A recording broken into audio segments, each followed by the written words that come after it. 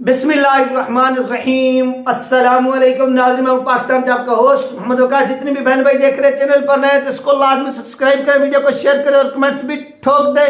यह आपसे छोटी सी रिक्वेस्ट होती है।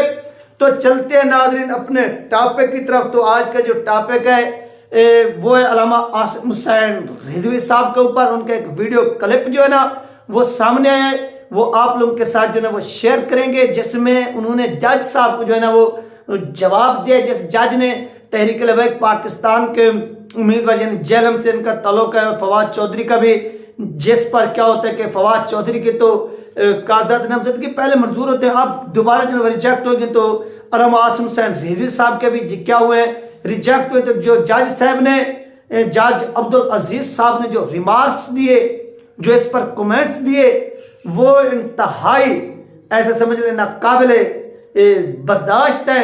ये किसने कहा? अल्लामा आसिम हुसैन साहब ने। उन्होंने कहा कि इन्होंने हमारे हवाले से कहा कि इन्होंने मोटरवे तोड़ी है। उन्होंने कहा कि ये मोटरवे तकरीबन मेरे घर से 40 से 50 किलोमीटर दूर है। फिर उन्होंने कहा कि ये इन्होंने जेलम का पुल तोड़ा है। ये इस तरह से उन्होंने कहा कि हमने ये चीज नहीं की।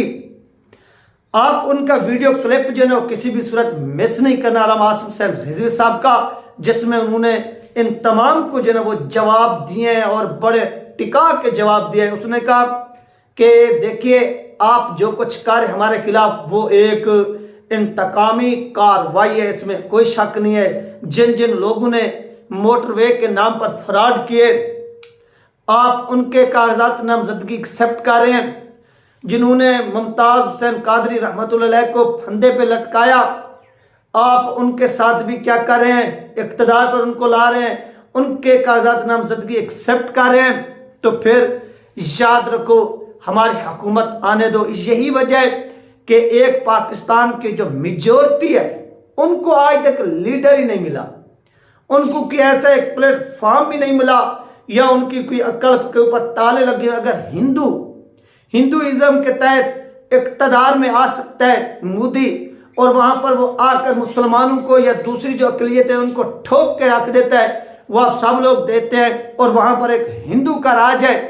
तो पाकिस्तान के अंदर एक मुस्लिम अक्सरियत होने के बावजूद यहाँ पर मुसलमानों का राज क्यों नहीं है? यानी वो मुसलमान अपने अकायद के मुताबिक या वो यहाँ पर जिंदगी बसर क्यों नहीं कर सकते? आज़ादाना माहौल यानी इनको वो निज़ाम क्यों नहीं इनको जो है ना वो लागू करने देते? पाबंदियां क्यों हैं? ये तमाम चीजें हैं जो अल्लामा आसिम हुसैन रिजवी साहब ने जवाब दिए हैं इनको, और खूबसूरत अंदाज में इनको जवाब दिया और बताया कि आप लोग जो कुछ कार्य हमारे साथ वो हम अपनी आंखों से देख भी रहे हैं, और वक्त आने पर जो है ना वो आपको इन चीजों का हिसाब देना भी पड़ेगा, और हम लोग क्या करेंगे, हिसाब लेंगे भी इस चीज का। ये नहीं है कि हम खामोशी के साथ बैठ जाएंगे, नहीं, हम इन चीजों का आपसे भी जवाब लेंगे, और जिन्होंने आपको हायर किया हुआ है वो भी इस चीज का जो है ना वो जवाब देंगे। ये तमाम चीजें जो अल्लामा आसिम हुसैन रिजवी साहब ने बयान की है। तो आइए नाज़रीन, सबसे पहले आपको अल्लामा आसिम हुसैन रिजवी साहब का ये जो वीडियो क्लिप सामने आया है वो सुनवाते हैं, और इसके ऊपर बाद में बात करते हैं। यार कमाल नहीं। अब आपको पता ही है कि मैंने खुद MNA के कागज तंजीम वालों की तरफ से, मैं तो खैर शुरू से शौक नहीं रखता था, तो जब मेरे खुद कागज जमा करवाए गए तो रिटर्निंग अफसर ने मेरे कागज जो है वो ADC जो एडिशनल डिप्टी कमिश्नर है, उसने इस बात पर, हत्ता कि वो मेरे सामने नहीं उसने बात की, लेकिन इस बात पर मेरे कागज रिजेक्ट कर दिए गए कि जनाब आप मुलजिम इश्तिहारी हैं, आप मफरूर हैं। दसो जी, जरा बंदा कराची तक जाके तकरीर करे, असि कोई नशे हुए हैं, असि तो सामने नहीं बैठे, ठीक है, असि हो गए जी मफरूर, ठीक है। उसके बाद हाई कोर्ट में जब रिट की गई, मैं क्या, ओ बिल्ले तो जान छुट्टी, जान चढ़ गए बागर बिल्ले तो को, मैं क्या, ओ कौन लिखता है, आप जियो से भी पट्टियां चल गई, उसके ये तो मफरूर भी है, ये तो इश्तिहारी भी है, इसने मोटरवे भी तोड़ी है। मैं क्या, मोटरवे 200 किलोमीटर दूर है, मैं क्या वो भी साढ़े पल्ले। इसने GT रोड का चनाब वाला पुल तोड़ा, मैंने कहा वो गुजरात भी कम से कम कोई 80-90 किलोमीटर दूर है, मैं क्या वो भी साढ़े पल्ले, ठीक है। इसने जेलम वाला पुल तोड़ा, मैं क्या उस वक्त उसी वजीराबाद बैठे था, है भी कोई 150 किलोमीटर पड़ता, मैं क्या वो भी साढ़े पल्ले। मैं क्या इंशाअल्लाह ये तो हजूर का दीन तक पर आएगा तो फिर हम आपसे पूछेंगे, कि बताओ कि कश्मीर किसने तोड़ा, फिर हम आपसे पूछेंगे बताओ कि बांग्लादेश जो पाकिस्तान का एक हिस्सा था वो किसने तोड़ा। फिर हम आपसे पूछेंगे कि खत्म नबूवत का कानून किसने तोड़ा। फिर हम आपसे पूछेंगे कि मौजूदा नामुस से रसालत गाजी मलक मुमताज हुसैन कादरी की गर्दन का मटका किसने तोड़ा। फिर हम पूछेंगे कि अल्लाह ताला की हदूद किसने पामाल की। फिर हम पूछेंगे कि मीनार किसने तोड़े और ऊपर से स्पीकर किसने गिराए। ये याद रखो, ये लाख मरतबा पैदा होकर आ जाए, ये सब कुछ हो सकता है, लेकिन मोहम्मद अरबी के दीन का रास्ता कोई भी आसान नहीं हो सकता। एक दिन आएगा कि जब इंशाअल्लाह निज़ाम मुस्तफा का सूरज मुल्क पाकिस्तान में तुलू होगा इंशाअल्लाह।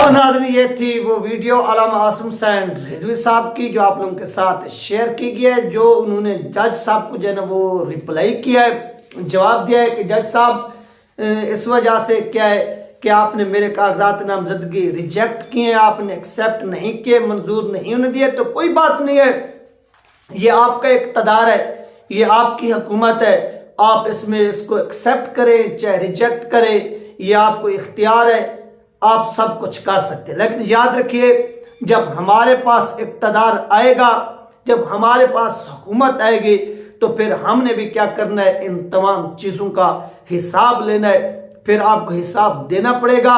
फिर वो चाहे गाजी मुमताज हुसैन कादरी रहमतुल्लाह अलैह का फंदा हो, जो कुछ आपने उनके साथ किया, फिर पाकिस्तान के साथ किया, इन तमाम चीज़ों का जो फिर जवाब है वो आपको देना पड़ेगा, और हम इस चीज़ का जवाब लेंगे। ये उन्होंने बिल्कुल ठीक है।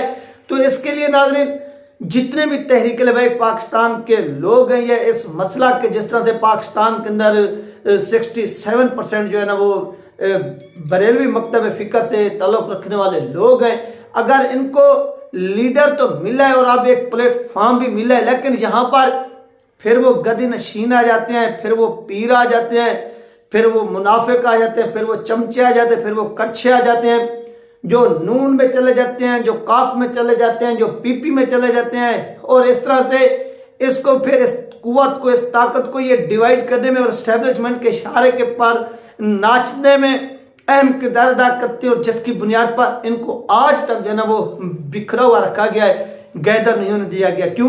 क्योंकि जमीयत उलमा पाकिस्तान जो थी, आपने देखा कि शाह अहमद नूरानी साहब और मौलाना अब्दुल सत्तार नियाजी खान साहब की जो थी, उनको आपस में लड़वाया गया, उनकी ताकत को तोड़ा गया, डिवाइड किया गया कि ये एक ना हो। तो इस चीज़ को जो है ना वो बैन होना चाहिए। ये चीज़ किसी भी सूरत जो है ना वो नाकाबिले बर्दाश्त है, और ये चीज़ किसी भी सूरत नहीं होनी चाहिए। इस चीज़ का जो है ना वो हमेशा ख्याल रखना चाहिए। जब ये चीज़ें ख़त्म होंगी, आप एक प्लेटफॉर्म पर आएंगे, एक को बंदे को अपना लीडर मानेंगे, वो आपकी लीड करेगा।